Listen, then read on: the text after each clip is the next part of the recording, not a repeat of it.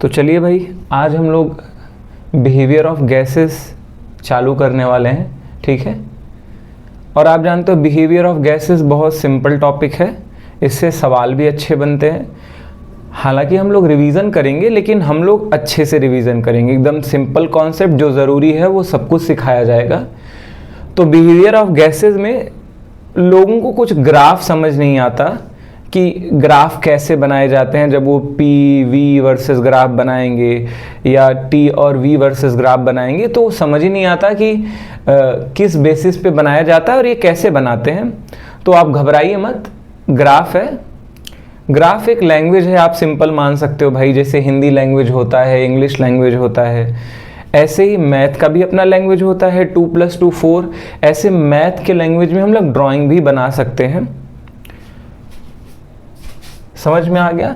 तो हमेशा जब ग्राफ बनाया जाएगा गैसियस इक्वेशन में, हमेशा 2 एक्सिस ली जाएंगी, y और x एक्सिस। और हम ये देखने की कोशिश करते हैं कि किसी एक एक्सिस के वेरिएबल को चेंज किया जाए तो दूसरे पे क्या असर पड़ने वाला है। आप सिंपली ऐसे समझ लीजिए, आपको जिम्मेदारी मिली हुई है चाय बनाने की और आपके पास एक डिब्बा चाय है। अगर एक मेहमान आएंगे तो डिब्बे में से एक स्पून चाय निकाला जाएगा। ऐसे 2 मेहमान आएंगे तो 2 स्पून चाय निकाला जाएगा। आप देख सकते हो जितना चाय ज़्यादा बनाया जाएगा उतना चाय पत्ती डिब्बे में घटती चली जाएगी। यानी हम देख सकते हैं कि अगर एक वेरिएबल बढ़ रहा है, अतिथि लोग बढ़ रहे हैं, गेस्ट बढ़ रहे हैं, तो अपने आप चाय पत्ती डिब्बे में क्या हो जाती है, घट जाती है। ठीक है, एग्जैक्ट वैसा ही कुछ यहाँ पे देखने को मिलता है कि एक वेरिएबल के चेंज होने से दूसरे में क्या फ़र्क पड़ने वाला है। जैसे मैं आपको एक सिंपल सा डेटा दे रहा हूँ जिसके बेसिस पे आपको बनाना है ग्राफ। ये बोल रहा है अगर x 0 है तो y भी 0 है, अगर x 1 हो गया तो y भी 1 हो गया, अगर x 2 हो गया तो y भी 2 हो गया, अगर x 3 हो गया तो y भी 3 हो गया। यानी जितने अमाउंट में x बढ़ रहा है उतने में ही y भी बढ़ रहा है।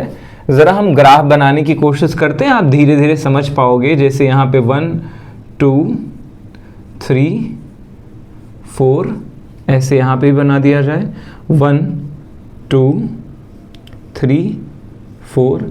ज़रा देखो, हम केवल यहाँ पे कुछ पॉइंट मार्क्स करेंगे, ठीक है। जैसे x 0 तो y भी 0। x कैसे देखते हैं भैया, इस एक्सिस पे आगे बढ़ेंगे तो x पता चलेगा, इस एक्सिस पे आगे बढ़ेंगे तो y पता चलेगा। चलो हम लोग कुछ मार्क बनाने वाले हैं, फिर उसी के हिसाब से हम लोग कंस्ट्रक्ट करेंगे ग्राफ, यानी ड्राइंग बनाएंगे। तो पहला आ गया x = 0 पे y = 0। चलो भैया x भी 0 और y भी 0, यानी पहला पॉइंट कहीं यहाँ आने वाला है। फिर बोला जा रहा है अगर x 1 हो गया तो y भी कितना हो गया, 1 हो गया। चलो भैया x 1 कहीं यहाँ आएगा, ठीक है, और y 1 कहाँ आएगा, कहीं यहाँ। और जहाँ पे दोनों इंटरसेक्ट करते हैं वहाँ पे हम डॉट बना देंगे, उन्हीं की मदद से हमारा ड्राइंग बनाया जाएगा, हमारा ग्राफ यहीं से सॉल्व किया जाएगा। बोला जा रहा है भैया जब x = 2 हो गया, यानी x क्या हो गया भैया, 2 हो गया, तो y भी कितना हो गया, 2। x हम ऐसे बनाते हैं तो यहाँ पे इंटरसेक्शन आएगा, यहाँ पे x आ रहा है और एग्जैक्ट यहाँ इसको आगे बढ़ाएंगे तो यहाँ पे, यानी एक डॉट यहाँ पे आने वाला है। अच्छा देखो, जब x = 3 हो गया तो y भी क्या हो गया, 3 हो गया। यानी इसको अगर इंटरसेक्ट कराने की कोशिश करें तो कहीं इस पॉइंट पे आने वाला है। देखो इधर x पे 3 गया तो y भी कितना गया, 3 गया। अब ज़रा देखो सभी डॉट को मिलाने की कोशिश करिए, यूं ऐसे मिल रहा है क्या, समझ आ रहा है क्या? ये सब बनाने की ज़रूरत नहीं होती आपको तो बस ये देखना है कि अगर सभी डॉट को मिलाया जाए तो इसके वजह से जो ड्राइंग बन के तैयार होता है वो एक लीनियर ग्राफ तैयार होता है। और कुछ ऐसा ग्राफ तैयार होता है कि जितना x आगे बढ़ रहा है उतना ही y का भी वैल्यू आगे बढ़ रहा है।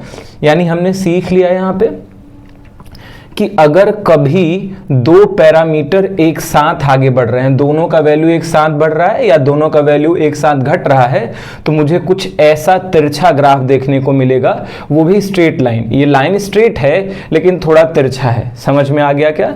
ये पहला टाइप का लीनियर ग्राफ है। लीनियर मतलब लाइन ग्राफ होता है, ठीक है। अब जरा देखते हैं टाइप 2 कैसा होता है लीनियर ग्राफ। जरा देखो, जब एक वेरिएबल तो बढ़ रहा है लेकिन दूसरे वेरिएबल पे कोई फर्क ही नहीं पड़ रहा है। यहां पे जैसे देखिए x 0 है, y 1 है, फिर x 1 हो गया बढ़ करके लेकिन y अभी भी 1 है, फिर x 2 हो गया, फिर भी y 1 है, x 3 हो गया तब भी 1 है y, यानी आप जरा देखो जितना भी x को बढ़ाते चले जाओ y पे कोई फर्क नहीं पड़ता। और अगर इसको हम ड्राइंग के रूप में समझना चाहें, भाई ग्राफ तो एक ड्राइंग ही होता है ना भाई, तो हम लोग यहाँ पे ड्राइंग के रूप में समझना चाहेंगे तो देखिए यहाँ पे 0 1 2 3 4, इधर भी बनाया जाए 1 2 3 4, ये कितना भी बड़ा बन सकता है लेकिन हमारा डेटा इतना ही है तो हम इतने में ही समझेंगे। अब जरा देखिएगा भाई x 0 है तो y कितना है 1 है, यानी जरा देखो x तो यहीं पे रह गया इसी पॉइंट पे और y कितना आ गया यहाँ पे गया, यानी यहाँ पे कहीं पहला पॉइंट ऑफ इंटरसेक्शन आने वाला है। फिर कहा जा रहा है x 1 हो गया, y अभी भी 1 रहा, यानी x और आगे शिफ्ट हो गया लेकिन y जस का तस 1 पे बना हुआ है। ठीक है, ऐसे ही जरा देखिए x 2 हो गया लेकिन y अभी भी 1 बना हुआ है, यानी x 2 हो जाए तब भी y क्या है भैया 1 ही है। अच्छा x 3 कर दूं तब भी y क्या है 1 ही है, यानी हमने देखा कि x का वैल्यू बढ़ता चला जा रहा है लेकिन y के वैल्यू पे कोई फर्क नहीं पड़ रहा है। तो इसका ग्राफ अब देखो भैया जितने डॉट आए हैं सबको हम मिलाएंगे और ज़रा देखिए ये ऐसा कुछ ग्राफ आने वाला है, लेटा हुआ ग्राफ है ये। और इससे हम ये समझने की कोशिश करेंगे कि कभी दो वेरिएबल के बीच अगर ग्राफ बनाया जाएगा और एक के बदलने से दूसरे पे कोई फर्क नहीं पड़ने वाला तो ऐसे लेटा हुआ स्ट्रेट लाइन बनेगा। ठीक है, ये दो ग्राफ आपके काम के हैं जो गैस लॉ में काम आने वाले हैं। ठीक है, तो भाई चलिए अब हम लोग सीखते हैं गैस इक्वेशन में दूसरा एक ग्राफ और आता है जिसको हम बोलते हैं रेक्टेंगुलर हाइपरबोला। क्या बोला? हाइपरबोला भाई। ठीक है, कुछ तो बोल रहा है ये बेचारा। तो देखते हैं रेक्टेंगुलर हाइपरबोला ग्राफ कैसा होता है और इसकी ड्राइंग कैसी होती है। तो हम देखते हैं हमेशा ग्राफ तो दो एक्सिस के बीच बनाया जाएगा आपका। चलो, एक एक्सिस है x और एक है y।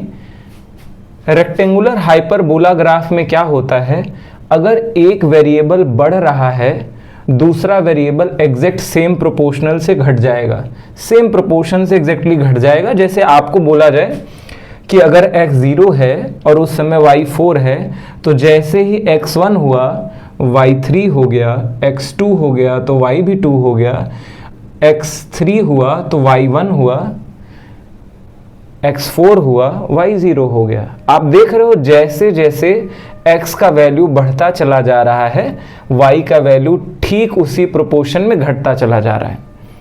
अगर हम इसका ग्राफ कंस्ट्रक्ट करने की कोशिश करें तो x जब 0 है, मान लीजिए x यहाँ पे है तो y कितना है भैया 4, यानी पहला डॉट यहाँ पे क्रिएट हो रहा है।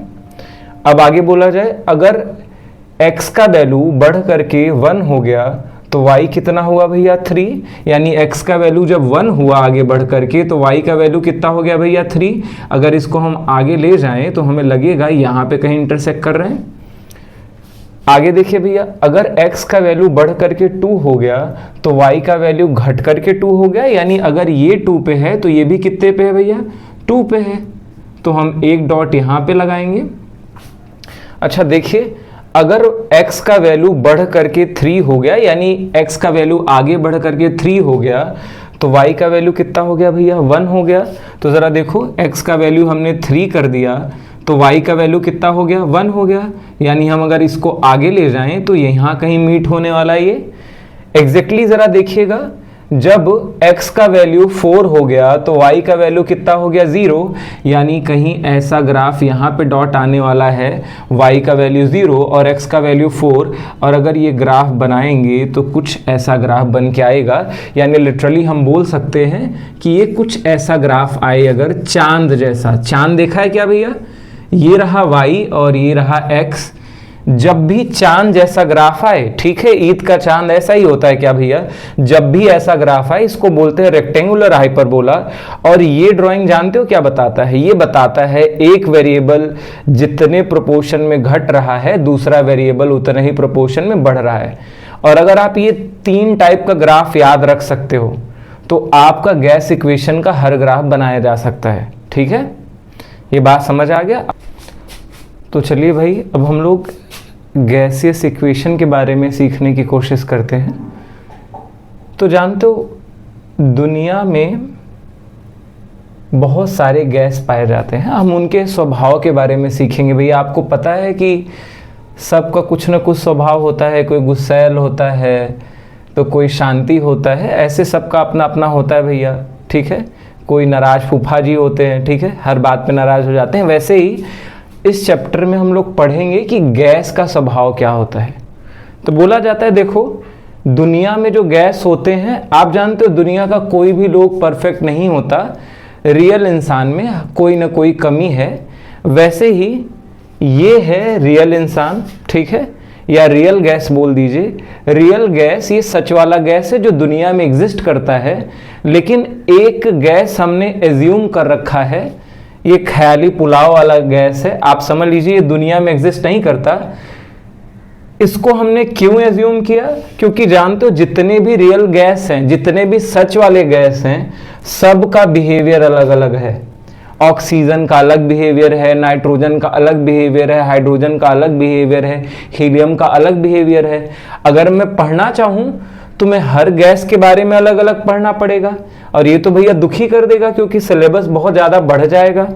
इसीलिए हम लोगों ने एक हाइपोथेटिकल गैस एज्यूम किया हुआ है जिसके मदद से हम कोई इक्वेशन बनाएंगे, और इस खास आइडियल गैस के मदद से हम रियल गैस के भी सवाल एक जैसा सॉल्व कर सकेंगे, चाहे कोई भी गैस हो। ध्यान रखिए, आइडियल गैस कभी दुनिया में एग्जिस्ट नहीं करता, जैसे आइडियल इंसान को एग्जिस्ट नहीं करता। भैया आइडियल कोई चीज होता है क्या, नहीं होता। एग्जैक्ट वही कहानी चल रही है कि हमने एक गैस एज्यूम कर रखा है जिसको हम बोलेंगे आइडियल। ये सर्वगुण संपन्न है भैया, जो जो गुण होना चाहिए गैस में, जिसके मदद से हम रियल गैस के प्रॉब्लम को सॉल्व करेंगे। ठीक है, चलिए अब हम बिहेवियर ऑफ गैस पढ़ने वाले हैं।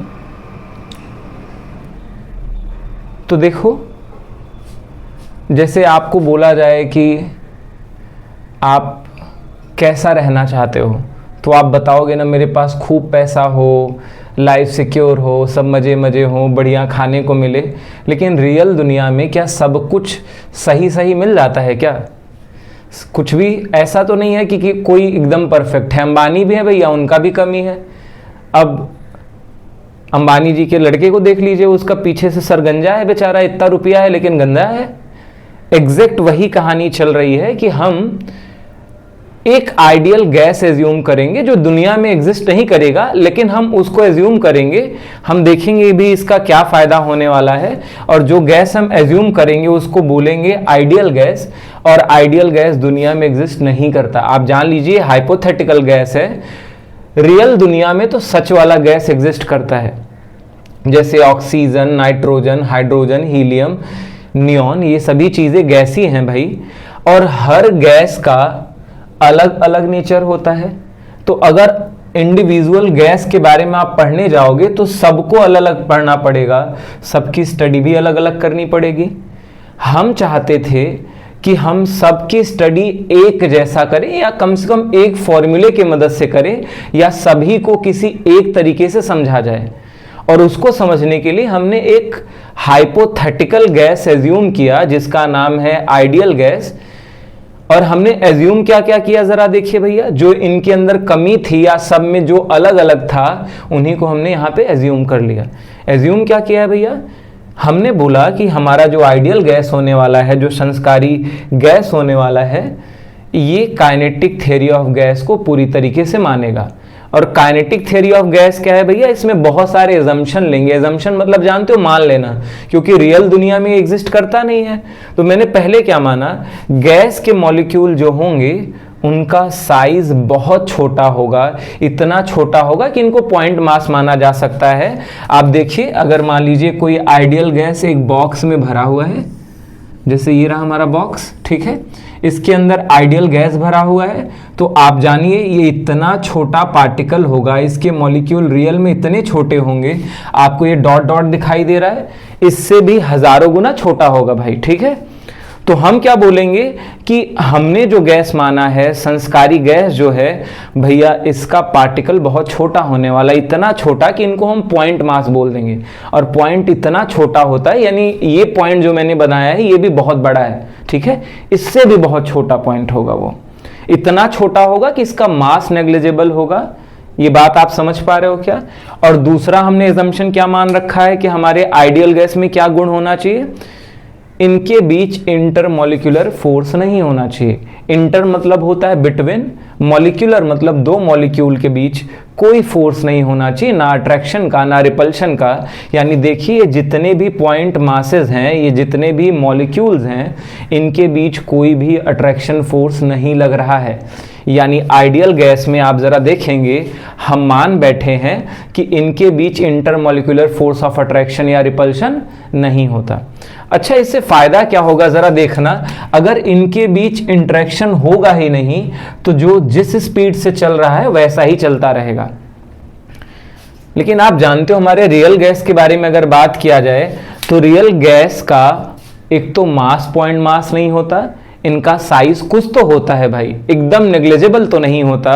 वैसे ही मैं बोलूँगा कि हमारे जो रियल गैस हैं इनके अंदर इंटरमॉलिक्यूलर फोर्स होता है। और आप जानते हो, अगर इंटरमॉलिक्यूलर फोर्स है तो ये हमेशा एक दूसरे को अट्रैक्ट करेंगे, और अगर एक गैस के मॉलिक्यूल के पास से दूसरा गैस का मॉलिक्यूल गुजरेगा, उसको अट्रैक्ट करेगा, तो उसका स्पीड क्या हो जाएगा, घट जाएगा। समझ में आ गया क्या? और अगर स्पीड घट गया तो जिस कंटेनर में रखा गया है वहां पे जाके टकराएगा कम स्पीड से। हम आइडियल गैस को ऐसा नहीं मानते भैया, अट्रैक्शन नहीं होता हमारे आइडियल गैस में। हम तो मानेंगे आइडियल गैस में कोई फोर्स ऑफ अट्रैक्शन नहीं हो रहा है। यानी एक चीज जानो, हर गैस जिस स्पीड से चल रहा है उसका स्पीड बदल भी नहीं रहा है, और सब जा करके दीवार से टकरा रहे हैं, और दीवार से टकरा करके इसके ऊपर प्रेशर दे रहे हैं। तीसरा बोला जाता है volume of a gas is negligible with respect to volume of a container. आप जानते हो, मान लीजिए ये कंटेनर है, अगर इसमें कोई आइडियल गैस भरा हुआ है, मान लीजिए पूरा आइडियल गैस भरा हुआ है, ठीक है, ये मैंने डॉट से बड़ा बना दिया, आइडियल गैस भरा हुआ है, और ये इतना छोटा पॉइंट मास है कि आप चाहो तो सारे गैस को अगर आप कंप्रेस करना चाहो तो ये बहुत छोटे वॉल्यूम में आ जाएगा, सारे गैस के मॉलिक्यूल इतने में आ जाएंगे। ज़रा देख रहे हो आप, हमें अगर आइडियल गैस को फ्री छोड़ा तो कंटेनर में हर जगह घूम रहे हैं, लेकिन अगर इनको कंप्रेस कर दिया जाए, प्रेशर लगा दिया जाए, तो वाकई में ये जितने वॉल्यूम में टहल रहे थे उसके मुकाबले इनका वॉल्यूम रियल में बहुत कम है। देखो, इतने बड़े कंटेनर में घूम रहे थे, लेकिन अगर कंप्रेस कर दिया तो ये इतने छोटे जगह में आ गए। यानी हमने 3 आइडियल गैस के गुण माने हैं भैया। एक तो सारे आइडियल गैस पॉइंट मास होंगे, दूसरा मैंने माना कि आइडियल गैस के मॉलिक्यूल के बीच में कोई इंटरेक्शन नहीं होने वाला, और इससे फायदा क्या होगा, कोई मॉलिक्यूल एक जगह से दूसरे जगह जा रहा है किसी स्पेसिफिक वेलोसिटी से, और उसको कोई अट्रैक्ट नहीं कर रहा है। अब जाइए, आप ही समझ सकते हो, कोई इंसान लीन है, साधु टाइप का लोग है, रोड पे जा रहा है, कोई हाई बाइक कर रहा है, उसको फर्क ही नहीं पड़ रहा है, अपने ही काम में लीन है, तो उसका स्पीड भी काम करने का ज़्यादा होगा भैया। समझ में आ रहा है क्या?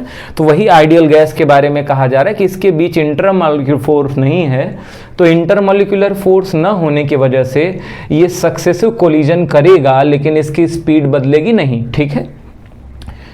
तीसरा क्या कहा जाता है इसका भैया, वॉल्यूम नेग्लिजिबल है, यानी जिस कंटेनर में इसको रखा गया था अगर सच में इसको कंप्रेस कर दिया जाए तो सारा गैस का मॉलिक्यूल इतने में आ जाएगा में, और ये इतना छोटा वॉल्यूम होगा कि पूरे कंटेनर के वॉल्यूम के रिस्पेक्ट में ये लगभग नेग्लिजिबल है, ठीक है। अब आते हैं रियल गैस के बारे में। तो आप जानते हो रियल गैस सच वाला गैस है, ठीक है।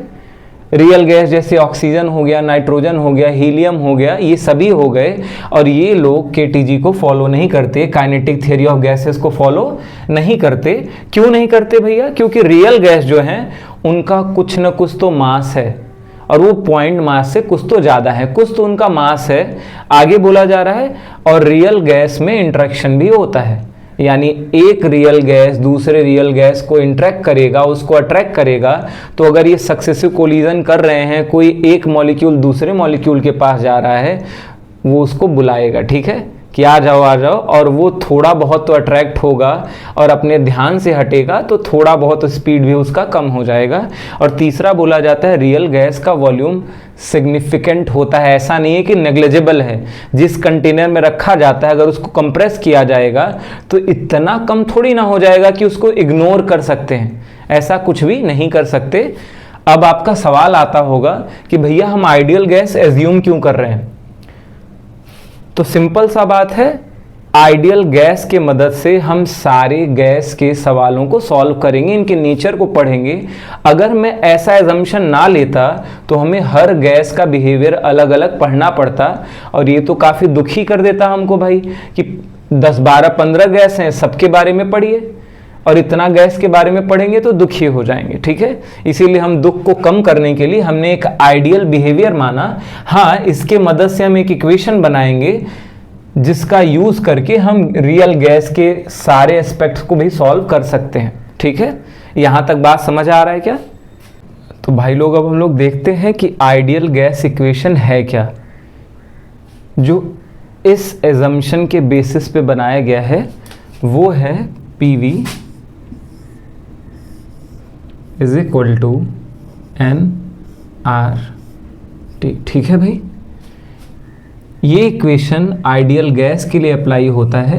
P यहां पे है प्रेशर, ठीक है भाई।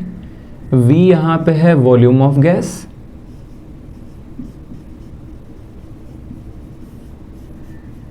ठीक है। N क्या है? Number of mole of gas,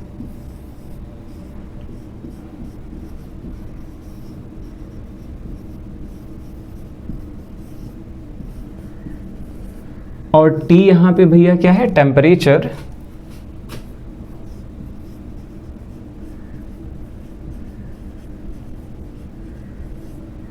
और R क्या है? इसको बोलते हैं यूनिवर्सल गैस कांस्टेंट, ठीक है।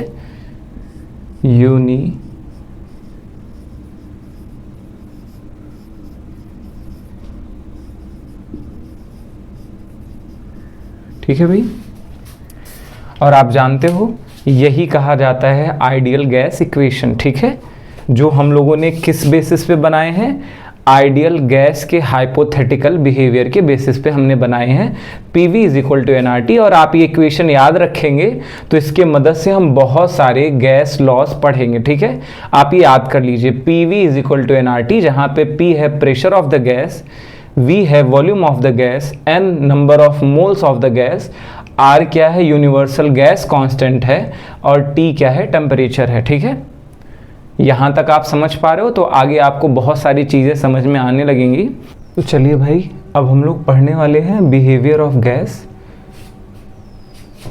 4 लॉ हम पढ़ते हैं, ठीक है।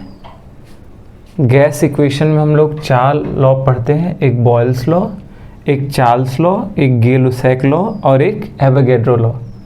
क्योंकि आप रिवीजन कर रहे हो तो हम लोग शॉर्ट पे चलेंगे ताकि कम एफर्ट में आपका बेहतर हो सके। तो आप हमेशा याद रखिएगा आइडियल गैस इक्वेशन क्या होता है? PV is equal to nRT, ठीक है। अब एक चीज याद रखिएगा, बॉयल्स लॉ रिलेशन होता है P और V के बीच में, ठीक है। ये किसके बीच का संबंध है? Pressure and volume of the gas. और आप जानते हो जब 2 लोगों का कीमत निकालते हैं तो कई सारे वेरिएबल को हटाते हैं, ठीक है। आप जानते हो अकेले में ही पता चलता है कि किसकी कितनी कीमत है।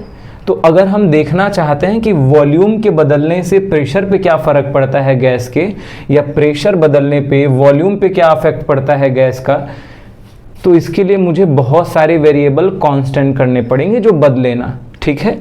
जैसे टेम्परेचर कांस्टेंट करना पड़ेगा, मोल ऑफ गैस कांस्टेंट करना पड़ेगा, और ये तो यूनिवर्सल गैस कांस्टेंट है ही। अब आप बोलोगे क्यों कांस्टेंट करना है?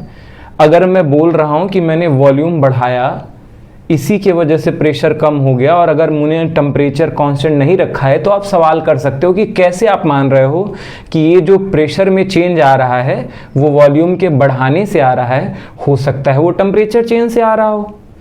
तो इसीलिए हम लोग जब दो वेरिएबल की स्टडी करते हैं कि एक के बदलने से दूसरे में क्या होने वाला है, तो उसके बाद जितने पैरामीटर्स होते हैं उनको कांस्टेंट करते हैं। तो ज़रा बताइए, बॉयल्स लॉ किसके बीच रिलेशन है? प्रेशर एंड वॉल्यूम के बीच रिलेशन है। अच्छा एक चीज़ बताइए, तो यानी n भी कांस्टेंट रहेगा, r भी कांस्टेंट रहेगा और t भी कांस्टेंट रहेगा। यानी हम बोल सकते हैं हमारे बॉयल्स लॉ में n, r और t कांस्टेंट है, ठीक है, ये बदलने वाले वेरिएबल नहीं है, ठीक है भाई। एग्जैक्टली वही बात यहाँ कहा जाएगा। चार्ल्स लॉ रिलेशन होता है volume of gas and temperature of gas के बीच का। और अच्छा एक चीज़ बताओ, जब दो वेरिएबल का एक दूसरे के ऊपर इंटरडिपेंडेंसी देखा जाता है तो और सारे वेरिएबल को क्या रखा जाता है? कांस्टेंट रखा जाता है। तो ज़रा बताओ, अगर V और T के बीच रिलेशन लिखना है, अगर प्रेशर भी साथ साथ बदलेगा घटेगा, तो तुम कैसे बता पाओगे कि टेम्परेचर बदलने की वजह से ही वॉल्यूम बदला? किसी ने सवाल कर दिया कि भाई प्रेशर बदलने की वजह से वॉल्यूम बदला। इसीलिए चार्ल्स लॉ जब हम लिखते हैं तो वो रिलेशन लिखते हैं V और T के बीच, और V और T के बीच रिलेशनशिप लिखेंगे तो P, N और R कांस्टेंट होगा।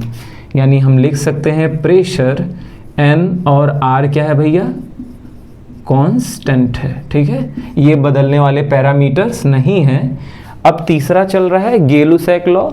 गेलुसैक लॉ रिलेशन होता है प्रेशर और टेम्परेचर के बीच का। यानी आप जानते हो, अगर हम इनका इंटरडिपेंडेंसी देखेंगे कि प्रेशर बदलने की वजह से टेम्परेचर पे क्या होता है, या तो टेम्परेचर बदलने की वजह से प्रेशर पे क्या होता है, तो और सारे वेरिएबल को हमको क्या रखना होगा? कांस्टेंट रखना होगा, ताकि वो बदले ना। तो आप देख सकते हो, अगर P और T वेरिएबल हैं, यानी P और T वेरिएबल हैं, यानी V, N और R कांस्टेंट होते हैं। V, N और R कांस्टेंट, ठीक है भैया, ये बात समझ आ गया क्या? वही एकदम ठीक बात यहाँ पे किया जाएगा। ये है Avogadro's law. Avogadro's law relation होते हैं volume of gas and number of mole of gas, ठीक है। और यहाँ पे जानते हो, अगर दो पैरामीटर्स को आप वेरिएबल बना रहे हो तो सारे को क्या बनाना पड़ेगा? कांस्टेंट बनाना पड़ेगा। तो ज़रा देखिए, प्रेशर भी कांस्टेंट हो गया, R भी कांस्टेंट हो गया, टेम्परेचर भी कांस्टेंट हो गया। यानी यहाँ पे P, R और T तीन वेरिएबल क्या हैं भैया? कांस्टेंट हैं, ठीक है। ये बात आप समझ पा रहे हो? तो देखो, बड़ा आसान होता है अगर आपको पहले आइडियल गैस इक्वेशन पता हो। आइडियल गैस इक्वेशन आया कहाँ से? आइडियल गैस के केटीजी के बिहेवियर से आया है, जिसके मदद से हम रियल गैस के भी सवाल करेंगे, सॉल्व करेंगे, जिनके अलग अलग बिहेवियर भी होते थे, लेकिन आइडियल गैस के मदद से हम सबको एक जैसा बिहेव करा सकते हैं, ठीक है। तो यहाँ पे ज़रा देखिए भैया, ideal gas equation PV = nRT, और इसी के मदद से सारे इक्वेशन निकाले गए हैं और आपको याद करने की ज़रूरत नहीं है, ठीक है। आप डायरेक्ट बोलोगे बॉयल्स लॉ रिलेशन होता है P और V के बीच, तो आप समझ सकते हो आगे की चीज़ें कांस्टेंट होंगे। मतलब कई लोग याद करते हैं कि यहाँ पे कौन कांस्टेंट है, चार्ल्स लॉ में कौन से पैरामीटर कांस्टेंट है, याद नहीं करना, बस आपको रिलेशन याद रखना है कि ये P और V के बीच का रिलेशन है, यानी अगले तीन पैरामीटर कांस्टेंट होंगे। अगर चार्ल्स लॉ की बात करें तो V और T के बीच का रिलेशन है, यानी ये सारे पैरामीटर कांस्टेंट होंगे। और गेलुसैक लॉ के बारे में बोला जाए तो यहाँ पे P और T के बीच का ग्राफ है, इंटरडिपेंडेंसी देखा जा रहा है, यानी ये सारे टर्म क्या होने वाले हैं? कांस्टेंट होने वाले हैं। एग्जैक्टली एवोगैड्रो लॉ के बारे में अगर हम बोलेंगे तो हम देखेंगे volume of gas and number of mole of gas के बीच का रिलेशन है, यानी हम बोल सकते हैं PRT क्या है? कांस्टेंट है। ये बात समझ आ गया क्या? तो आपको याद नहीं करना पड़ता ये सब चीज़। और आप ज़रा देखिए, जब भी किसी इक्वेशन में टेम्परेचर कांस्टेंट हो जाए, उस रिलेशन को हम बोलते हैं आइसोथर्म, ठीक है। तो आपसे एक चीज और पूछा जाएगा, बॉयल्स लॉ कैसा इक्वेशन है, ठीक है, किनके बीच रिलेशन है और ये कैसा सिचुएशन है? तो आप बोलोगे ये आइसोथर्मिक है, आइसोथर्म इक्वेशन है, ठीक है भैया। क्योंकि यहाँ पे टेम्परेचर चेंज नहीं हो रहा है। आइसो मतलब सेम, थर्म मतलब टेम्परेचर।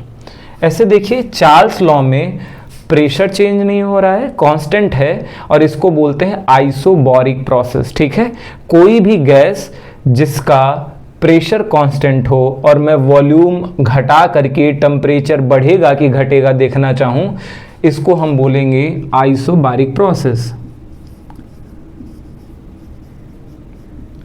ठीक है, आइसोबैरिक प्रोसेस मतलब क्या होता है? आइसो मतलब सेम, बारिक मतलब प्रेशर। ठीक है, अब अगला रिलेशन चल रहा है गे-लुसैक लॉ का।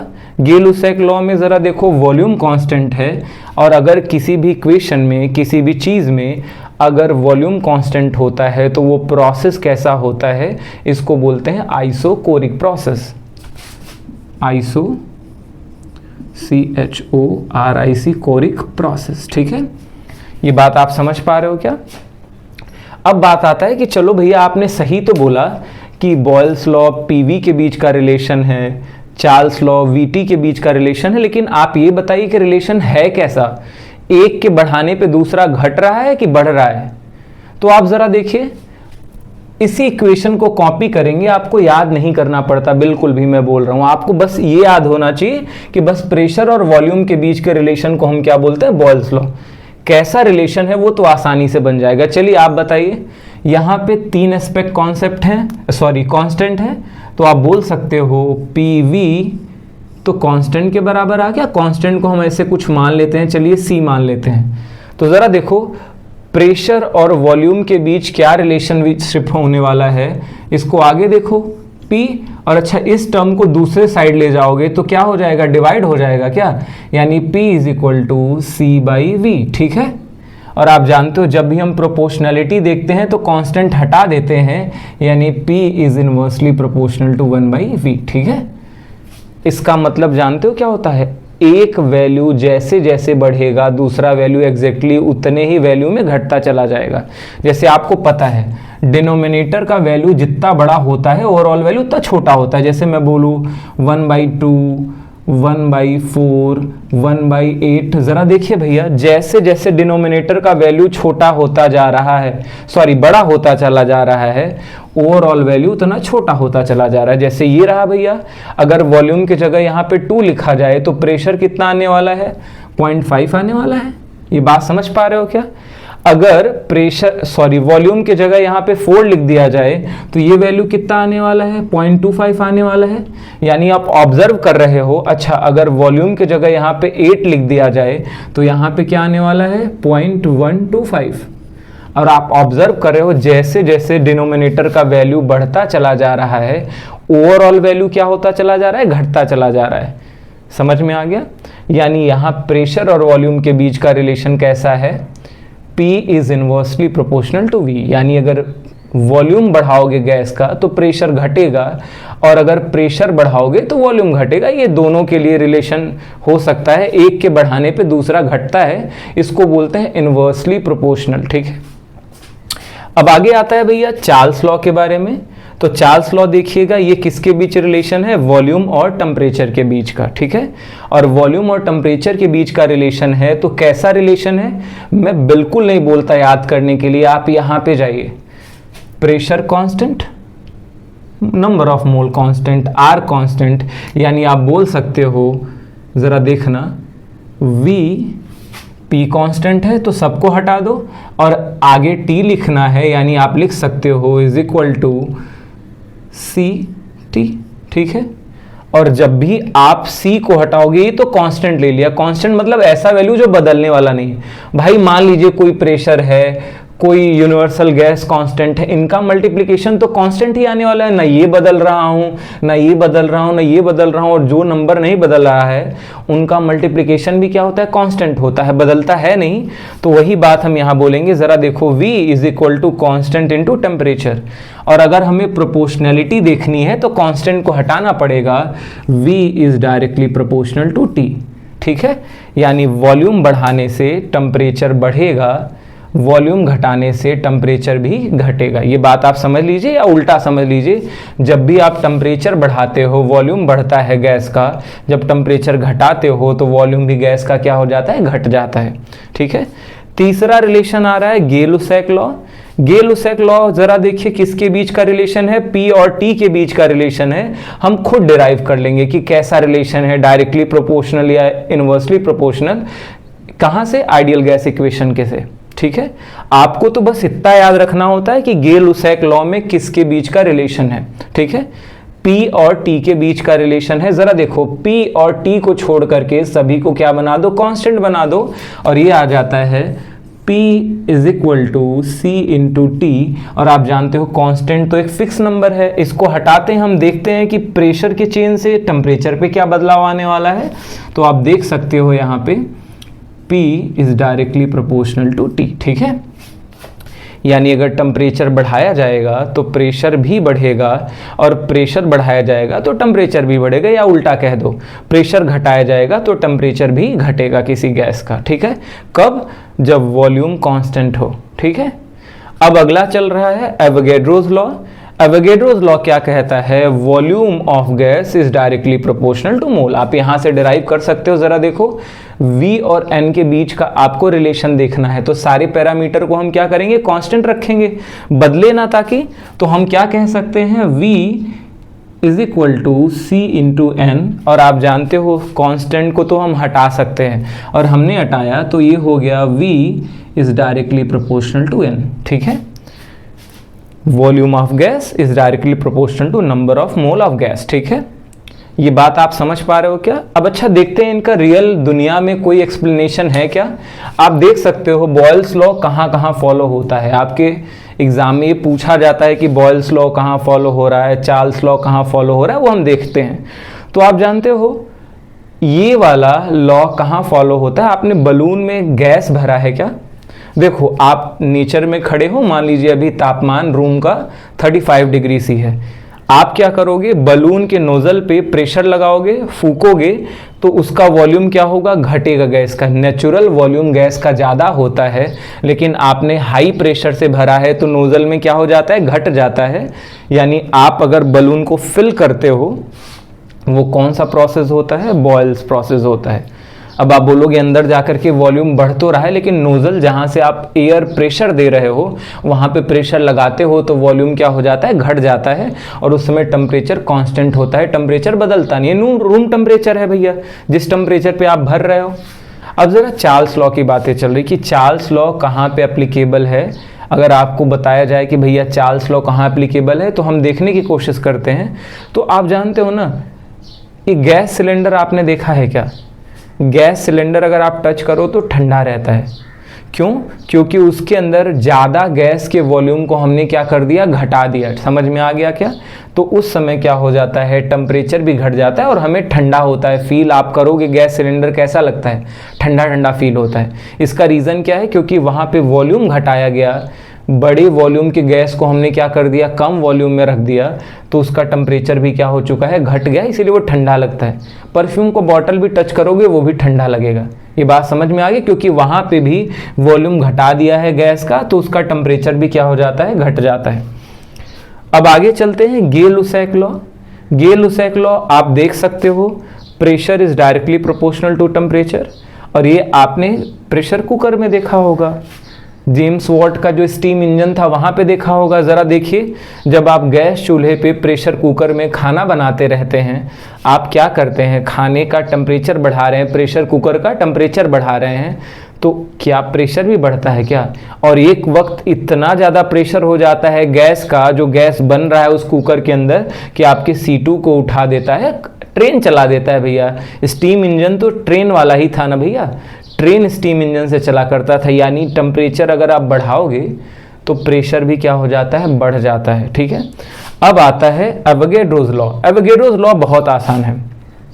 आप ही बताइए, 1 किलो गैस का वॉल्यूम मान लीजिए 1 लीटर है, तो सेम सिचुएशन पे प्रेशर कांस्टेंट रखते हुए, टेम्परेचर कांस्टेंट रखते हुए, अगर मैं 2 किलो लाऊं गैस तो वॉल्यूम भी 2 गुना हो जाएगा। अगर मैं 5 किलो गैस लाऊं तो वॉल्यूम भी क्या हो जाएगा? 5 गुना हो जाएगा।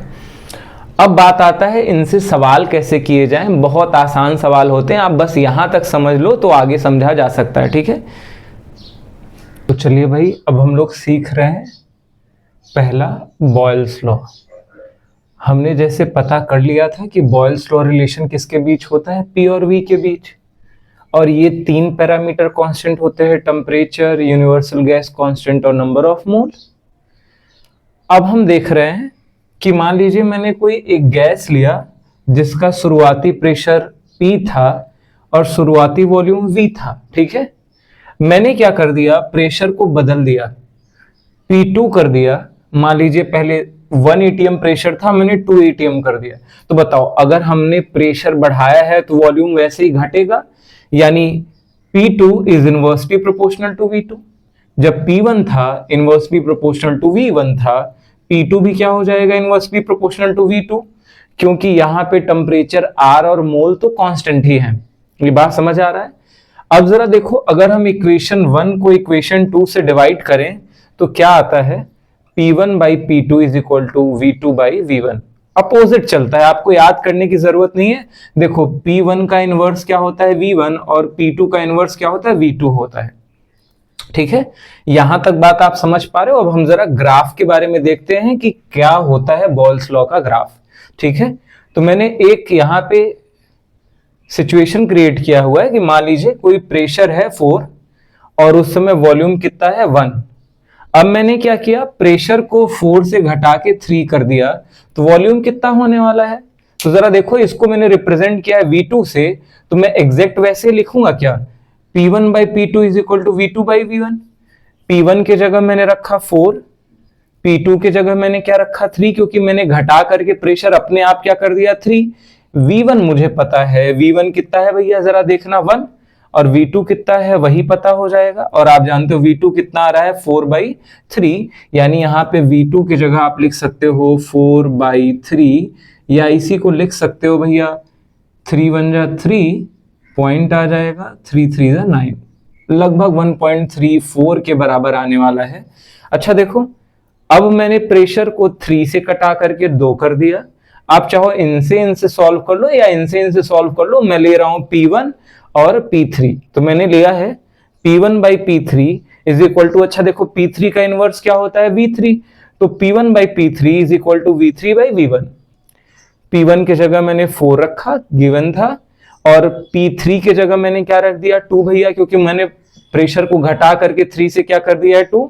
अब आप जानते हो V1 कितना है 1 है, और V3 पता करना है। आप जानते हो 4/2 कितना आता है भैया, 4/2 क्या आता है 2 आता है, यानी ये देखिए 2 आ रहा है।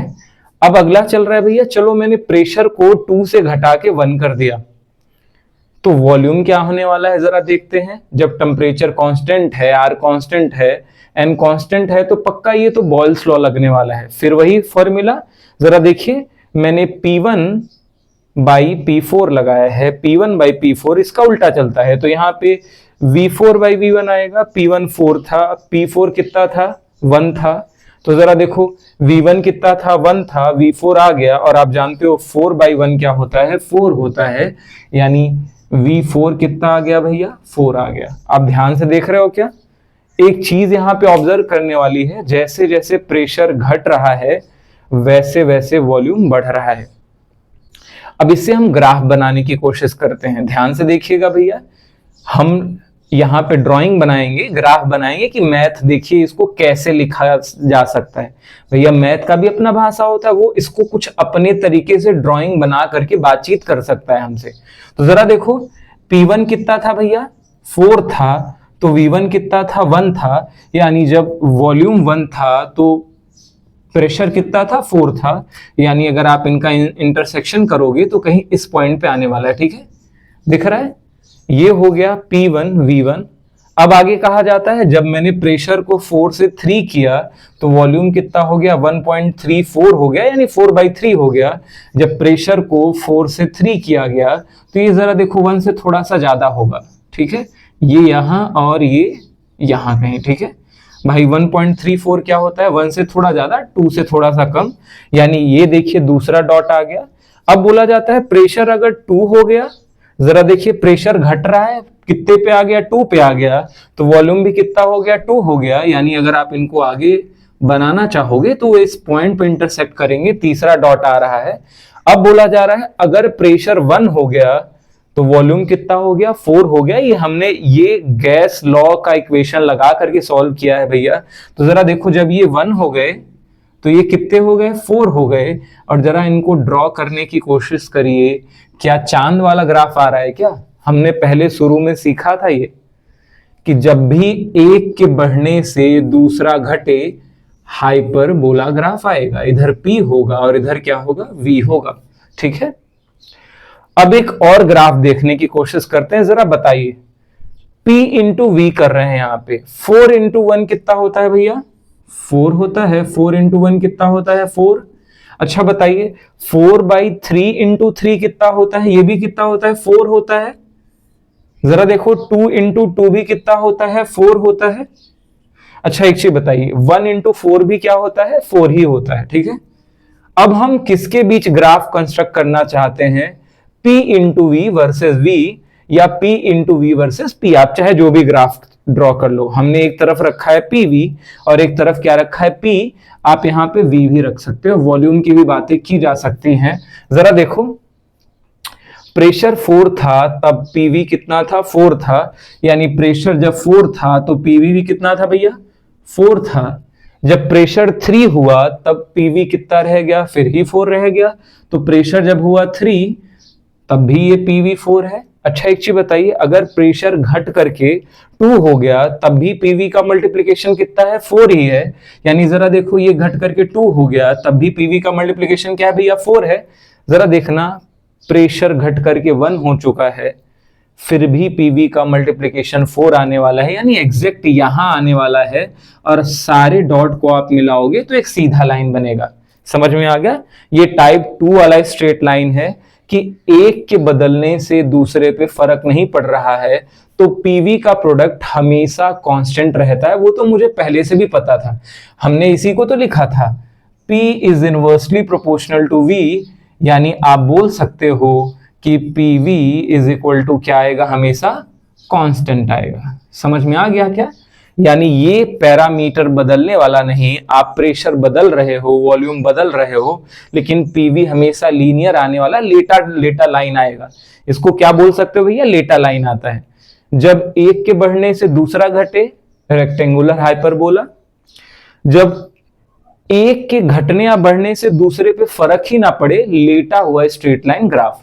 और यही होता है बॉयल्स लॉ का ग्राफ। ठीक है, हमने सब कुछ सीख लिया। अब एक सवाल आता है जो आपको सिखा दिया जाता है, वो एक सवाल करते हैं, बड़ा अजीब सा सवाल करेंगे। इधर होगा P और इधर होगा V, और वो कहीं 2 ग्राफ बनाएंगे। ठीक है, ग्राफ नंबर 1 और ग्राफ नंबर 2। बोलेंगे ये T1 टेम्परेचर का है और ये T2 टेम्परेचर का है, बताइए कौन टेम्परेचर ज्यादा है और कौन टेम्परेचर कम है। ठीक है, सवाल करना बिल्कुल आसान होता है। जरा बताइए, अगर मैंने, अच्छा ये बोलेंगे कि ये बॉयल्स लॉ का ग्राफ है, तो आप एक चीज बताओ, टेम्परेचर तो कांस्टेंट है, बदल नहीं रहा है। अब आप बोलोगे यहां तो दिख रहा है 2 टेम्परेचर, तो भैया ये 2 अलग अलग ऑब्जर्वेशन है। इस पूरे प्रोसेस में भी टेम्परेचर सेम था और इस पूरे वॉल्यूम और प्रेशर के चेंजेस के सारे पैरामीटर्स में टेम्परेचर सेम था। यानी आप चाहते हो कि वॉल्यूम प्रेशर तो घट बढ़ रहा है, लेकिन टेम्परेचर यहाँ पे घट बढ़ नहीं रहा है। अब आपसे पूछा जाएगा टेम्परेचर 1 ज्यादा है कि टेम्परेचर 2। इसका ट्रिक होता है, आप जरा बताओ, अगर मैंने एक लाइन यहाँ पे ड्रॉ कर दिया, मान लीजिए यहाँ पे प्रेशर 4 है, तो यहाँ पे भी 4 हो गया और यहाँ पे भी 4 हो गया। यानी अब प्रेशर भी हमने कांस्टेंट मान लिया है। हम कांस्टेंट प्रेशर पे ऑब्जर्व करने वाले हैं, यानी एक जैसे प्रेशर पे। मैंने देखा 4 पे यहां क्या हो रहा है और 4 पे यहां क्या हो रहा है। जरा बताओ, इसको अगर नीचे लाया जाए तो यहाँ पे V1 आएगा और इसको नीचे लाया जाए तो क्या आता है भैया, V2 आता है। अच्छा एक चीज बताइए, V और टेम्परेचर का क्या रिलेशन होता है? तो आपको पता है भैया, V is directly proportional to क्या होता है, T। और आप देख रहे हो V2 ज्यादा है V1 से, V2 ज्यादा है V1 से। ठीक है, यानी T2 भी ज्यादा होगा T1 से। ठीक है भाई, बहुत आसान होता है। आप ऐसे करो कि एक पैरामीटर और कांस्टेंट कर दो। टेम्परेचर तो कांस्टेंट है ही, P भी कांस्टेंट कर दो तो आप देखोगे V is directly proportional to T होता है, यानी ये पूरा प्रोसेस कांस्टेंट टेम्परेचर T1 पे किया जा रहा है। और अगर हमने प्रेशर भी एक जगह कांस्टेंट कर दिया तो V1 आ जाएगा। और जरा देखो V1 पहले आता है और V2 बाद में आता है, यानी इसका टेम्परेचर कम है और इसका टेम्परेचर ज्यादा है। ये पूरा प्रोसेस लो टेम्परेचर पे हुआ है और ये पूरा प्रोसेस हाई टेम्परेचर पे हुआ है। ये बहुत जरूरी ग्राफ है, आप अपने आप समझ सकते हो, ठीक है। चलो भाई, अब दूसरा लॉ पढ़ रहे हैं जिसको बोलते हैं चार्ल्स लॉ। और चार्ल्स लॉ रिलेशन होता है वॉल्यूम और टेम्परेचर गैस के लिए। अच्छा, जब ये बात होगा तो आप जानते हो प्रेशर कांस्टेंट होगा, आर कांस्टेंट होगा, एन कांस्टेंट होगा, यानी आप लिख सकते हो pressure mole N R is equal to constant, ठीक है। और आप जानते हो इसको बोलते हैं डायरेक्टली प्रोपोर्शनल रिलेशन, यानी आप वॉल्यूम बढ़ाओगे तो टेम्परेचर भी बढ़ेगा। चलो, मैंने अज्यूम कर लिया कि कोई गैस है जिसका टेम्परेचर T1 पे वॉल्यूम V1 है, मैंने टेम्परेचर बढ़ा करके T2 कर दिया तो वॉल्यूम भी क्या हो जाएगा, V2। अगर टेम्परेचर बढ़ रहा है तो वॉल्यूम भी बढ़ेगा, और दोनों इक्वेशन को अगर आप डिवाइड करोगे तो आ जाता है V1/V2 is equal to T1/T2, ठीक है। अब जरा देखिए, चार्ल्स लॉ का कई बार ये डेफिनेशन पूछा गया है, तो इस गाने का लिरिक्स आपको याद होना चाहिए। कई बार वो पूछा गया है डिफाइन या बताइए कि चार्ल्स लॉ क्या होता है। तो चार्ल्स लॉ का वो गाना क्या गाते हैं भैया, कि अगर किसी गैस का 0 डिग्री C पे है, अगर उसका टेम्परेचर 1 डिग्री से बढ़ाया जाए तो उसका वॉल्यूम बढ़ जाता है 1/273 टाइम्स। या बोलोगे for if a gas is at 0 degree C, for every 1 degree rise in temperature the volume of gas increase by 1/273 time, ठीक है। यानी मैं बोल सकता हूं अगर इनिशियल 0 डिग्री C पे किसी का वॉल्यूम V1 है तो 1 डिग्री टेम्परेचर बढ़ा दिया जाए तो आप कह सकते हो 1/273 इंटू V इनिशियल, यानी फाइनल वॉल्यूम क्या हो जाएगा, इतना तो रहेगा और इतने से और बढ़ जाएगा, यानी इतना आप जोड़ सकते हो। ये बात आप समझ पा रहे हो क्या? ये इसका गाना होता, आप याद कर सकते हो। अब आते हैं ग्राफ की बातें। तो आपको पता है ये लीनियर ग्राफ होता है, मैं इसको कंस्ट्रक्ट नहीं कर रहा हूं, आप करके देखो, सॉल्व करके देखो। अगर कोई गैस है जो टेम्परेचर T0 पे है, और जरा देखना यहाँ पे जब भी चार्ल्स लॉ किया जाएगा या गैस इक्वेशन किया जाएगा, हमेशा हम SI यूनिट में सॉल्व करते हैं, ठीक है। तो जरा देखिए यहाँ पे टेम्परेचर किस में लिया जाएगा, केल्विन में लिया जा रहा है। तो अगर 0 केल्विन का टेम्परेचर है किसी गैस का, उसमें वॉल्यूम क्या है, 0 है। आइडियली हमने मान रखा है 0 है, होता नहीं है वैसे, लेकिन हमने 0 मान रखा है। जरा देखो, अब टेम्परेचर में बढ़ा करके 0 से 1 करूंगा तो वॉल्यूम भी क्या हो जाएगा, 0 से 1 हो जाएगा। आप सॉल्व कर लीजिएगा, V1/V2 is equal to T1/T2 से। अब आगे चल रहा है भैया, टेम्परेचर अगर 1 केल्विन से 2 केल्विन होगा तो वॉल्यूम भी क्या हो जाएगा, 1 से 2 टाइम्स हो जाएगा। अगर टेम्परेचर 2 से 3 केल्विन किया जा रहा है तो वॉल्यूम भी 2 टाइम से क्या हो जाएगा, 3 टाइम्स हो जाएगा। अब इनका ग्राफ बनाने वाले हैं जब टेम्परेचर को केल्विन में रखा जाएगा। तो आप जरा देखना, जब T इज इक्वल टू 0 तो वॉल्यूम भी 0, यानी पहला इंटरसेक्शन यहां पे आ रहा है कहीं। जब T1 तो V1, यानी दूसरा इंटरसेक्शन कहीं यहां पे आ रहा है। अच्छा, अगर T2 हो गया तो वॉल्यूम भी क्या हो गया, 2 हो गया, यानी आप देखिए ये इंटरसेक्शन कहीं यहां पे आ रहा है। एग्जैक्टली वही देखा जाए, अगर टेम्परेचर बढ़ करके 3 हो गया तो वॉल्यूम भी क्या हो गया, 3, यानी जरा देखना इनका इंटरसेक्शन कहाँ आएगा, यहाँ पे आएगा। और आप सभी लाइन को अगर डॉट्स को ज्वाइन करेंगे तो ऐसा लाइन आएगा। और हमें तो पहले से पता था लीनियर ग्राफ का टाइप 1, अगर एक के बढ़ने पे दूसरा बढ़ता है तो हमेशा ऐसा तिरछा ग्राफ आता है, समझ में आ गया। और एक के बढ़ने पे दूसरे पे फर्क ना पड़े तो ऐसे लेटा ग्राफ आता है। ये हो गया V और T के बीच रिलेशन, और जब टेम्परेचर किस में हो, केल्विन में हो। लेकिन जरा ध्यान दीजिएगा, जब टेम्परेचर हम डिग्री C में रखते हैं तो उस समय 0 डिग्री C अगर हम बोलेंगे तो जानते हो यहां पे 273 से पीछे से आता है, क्योंकि आप जानते हो 0 केल्विन क्या होता है भैया, जरा मुझे बताइए 0 केल्विन क्या होता है, -273। ये बात समझ पा रहे हो क्या? -273 डिग्री को ही हम क्या बोल सकते हैं, 0 केल्विन। तो जब हम 0 केल्विन की कहानी कह रहे हैं तो डिग्री सी में कितना आएगा टेम्परेचर, -273, यानी ग्राफ कहीं पीछे से चालू होने वाला है। ठीक है, ये बात आप समझ पा रहे हो क्या? रीजन क्या है, 0 केल्विन क्या होता है, -273 डिग्री सी। तो भैया 0 केल्विन की जगह आप लिखोगे -273 और ग्राफ यहां से चालू होता है। और ये आपका हो गया चार्ल्स लॉ पूरी तरीके से सॉल्व। ठीक है, आप इसको पढ़ोगे इतना ही आता है। अब इसका एक सवाल करते हैं, इसका भी एक ग्राफ का सवाल है, वो देंगे V वर्सेस T ग्राफ। और आप जानते हो लीनियर ग्राफ बनाएंगे, 1 और 2 ग्राफ बनाएंगे और इसको बोलेंगे P1 और इसको बोलेंगे P2। वो बोलेंगे जरा बताओ, ये कोई गैस प्रोसेस है जो चार्ल्स लॉ को फॉलो करता है, वॉल्यूम और टेम्परेचर का ग्राफ दिया जा रहा है। आप जानते हो चार्ल्स लॉ में प्रेशर क्या होता है, कांस्टेंट होता है। वो बोलेगा चलो प्रेशर कांस्टेंट है, लेकिन दो अलग अलग प्रोसेस में किसमें प्रेशर ज्यादा है, किसमें प्रेशर कम है, बदल नहीं रहा है। ये भी नहीं बोल रहा है, ये बोल रहा है दो प्रोसेस है, यहां पे भी प्रेशर कांस्टेंट है, दूसरे प्रोसेस में भी प्रेशर क्या है भैया, कांस्टेंट है, लेकिन जरा बता दीजिए कौन ज्यादा है और कौन कम है। तो हम डायरेक्ट क्या करते हैं, प्रेशर तो कांस्टेंट है, हम चलो वॉल्यूम को भी एक कांस्टेंट मानते हैं। ठीक है, जैसे यहाँ पे मान लीजिए कोई x है तो यहाँ पे भी x आ गया और यहाँ पे भी क्या आ गया, x आ गया। जरा देखो इनको आगे इंटरसेक्ट करो, ये हो गया T1, P1 पे क्या होता है टेम्परेचर T1 और P2 पे क्या होता है T2। समझ में आ गया।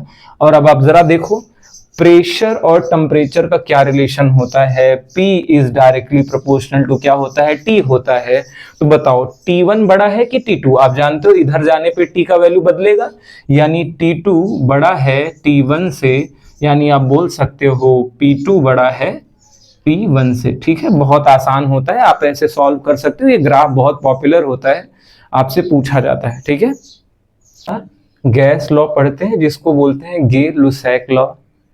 नाम विचित्र है भैया, लेकिन इंसान ठीक ठाक थे। ठीक है, इनका नाम है, ऐसा कुछ अजीब चीज मत समझ लेना। ठीक है, तो गे लुसैक लॉ है और ये रिलेशन होता है P और T के बीच।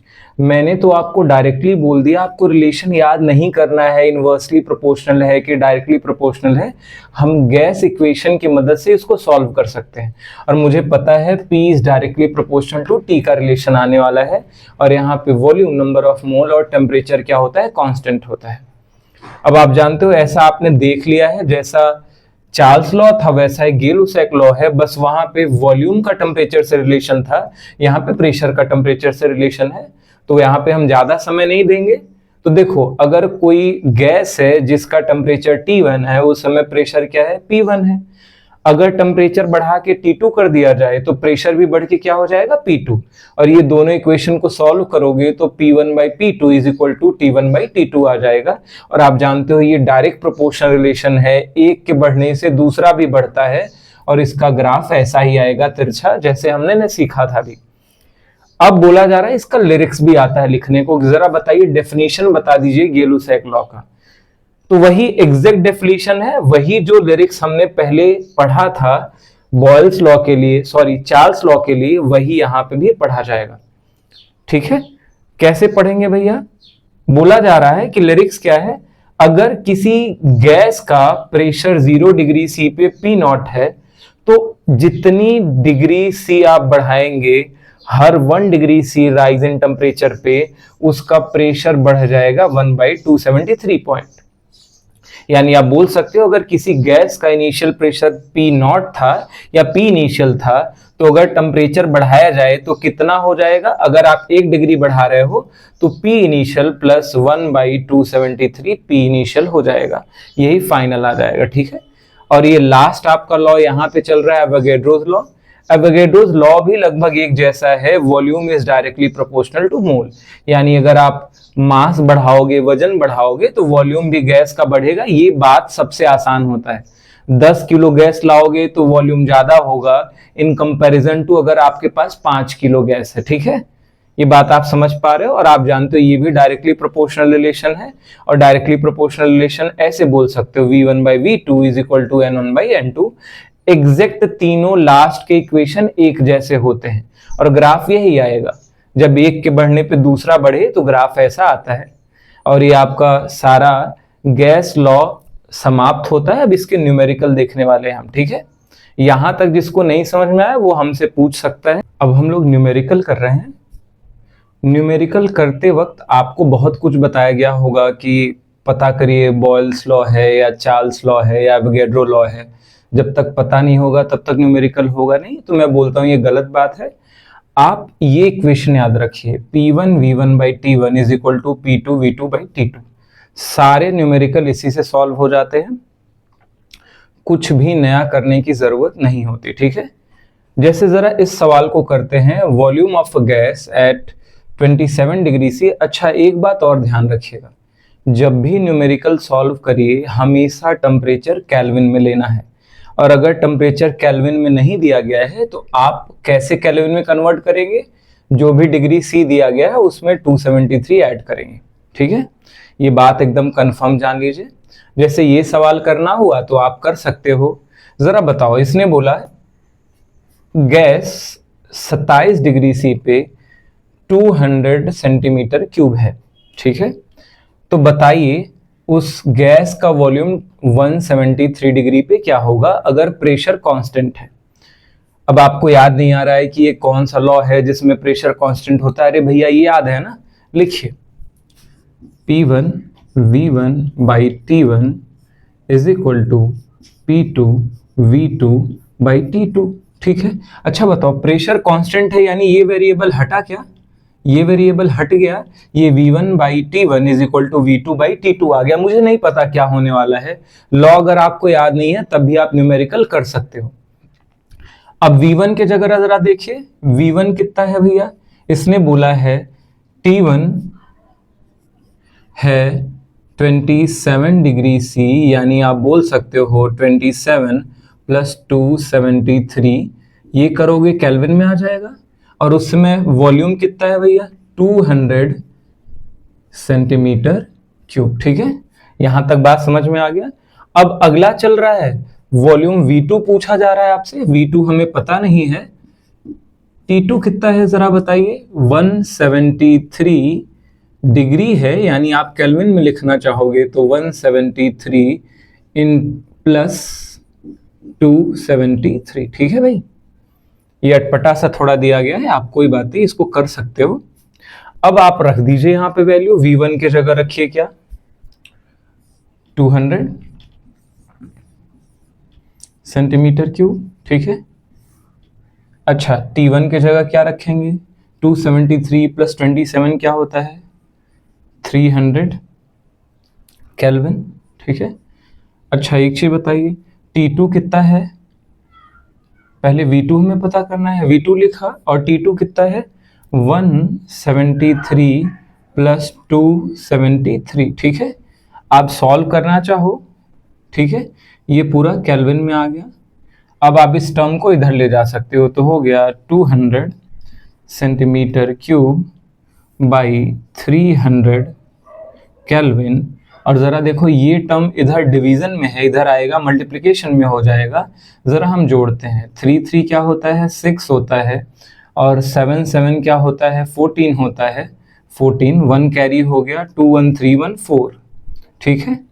और ये आ गया आपका V2 आ गया। आप इसको सॉल्व करोगे जो भी आएगा वही वॉल्यूम 2 हो जाएगा, ठीक है। अब जरा देखना एक सवाल और देखते हैं। मैं तो बोल रहा हूं यही भर नहीं, कोई भी आ जाए सवाल, सब इसी पैटर्न पे चलेंगे और सभी यही फॉर्मूला फॉलो करेंगे। आपको नहीं पता है कि ये कौन सा लॉ फॉलो कर रहा है, फर्क नहीं पड़ता, आप ये याद रखिए, सब सवाल बनेंगे। एक जरा ये देखिए, ये बोल रहा है find the value in unit of universal gas constant R at STP और एनटीपी। भैया ये एक खास चीज है, स्टैंडर्ड टेम्परेचर प्रेशर और नॉर्मल टेम्परेचर प्रेशर। ये बोल रहा है क्या कि हमें यूनिवर्सल गैस कांस्टेंट का वैल्यू बताइए और उसका यूनिट बताइए किस समय पे एसटीपी और एनटीपी। जान लीजिए भैया ये स्टैंडर्ड हमने मान रखा है कुछ ऑब्जर्वेशन करने के लिए गैस का। जब भी एसटीपी एनटीपी दिया जाएगा आप ये मत खोजने लगिएगा कि कहाँ टेम्परेचर प्रेशर तो दिया ही नहीं है, कैसे गैस लॉ लगाएं, दुखी नहीं होना है, ठीक है। क्या होता है एसटीपी का मतलब जरा देखते हैं। एसटीपी जरा देखो, एसटीपी की बात करते हैं तो एसटीपी स्टैंडर्ड टेम्परेचर प्रेशर होता है। इसमें प्रेशर क्या होता है 1 atm, ठीक है, जितना हमारा नॉर्मल एटमॉस्फेरिक प्रेशर है, और हमारा टेम्परेचर होता है 0 डिग्री सी।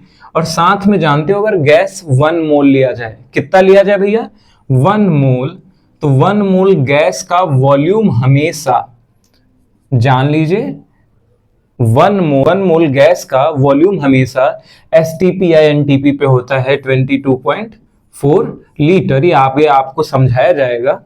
अब बात आते हैं न्यूमेरिकल करने का, तो आप लिखिए PV is equal to nRT। ठीक है, ये बात आप समझ पा रहे हो। और आपको R का वैल्यू जानना है, और जानते हो दुनिया में किसी की भी वैल्यू कब पता चलती है, जब वो एकदम अकेले रहे। ठीक है भाई, तो इसको अकेले छोड़ करके सबको दूसरे तरफ ट्रांसफर करते हैं, तो ये हो गया PV/NT। ठीक है, इज इक्वल टू क्या आ गया, R।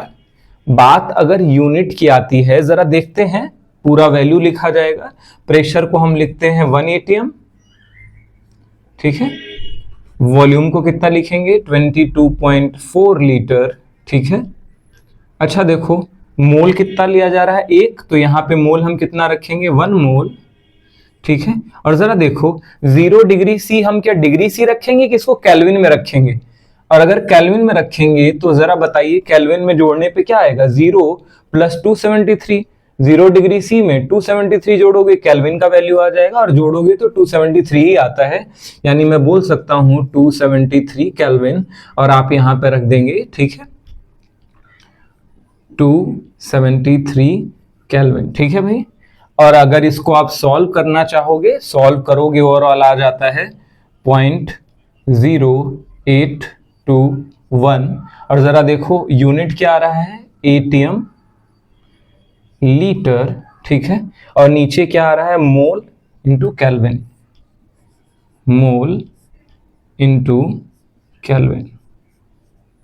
ठीक है, और ये आ गया यूनिवर्सल गैस कांस्टेंट का वैल्यू, और ये रहा इसका यूनिट। ठीक है, आप आगे कई न्यूमेरिकल ट्राई करोगे, आपके जो बुक हैं, आप जाओगे वहां पे सिलेबस बुक पे, कोई भी याद करो, कोई भी न्यूमेरिकल कर लो, अगर आपको ये आता है, आपको फर्क नहीं पड़ता कि एवोगैड्रो लॉ का है, गे-लुसैक का है, चार्ल्स लॉ है, सब इसी से सॉल्व होते हैं। जो चीज बोले कांस्टेंट, उसको इस इक्वेशन से गायब कर दो, जो बचे उन्हीं के बेसिस पे सॉल्व कर दो। ठीक है, और ये चैप्टर हमारा कंप्लीट होता है। न्यूमेरिकल इसमें बहुत सारे हैं, आप करेंगे, और जो नहीं आएगा आप मुझसे पूछेंगे। ठीक है।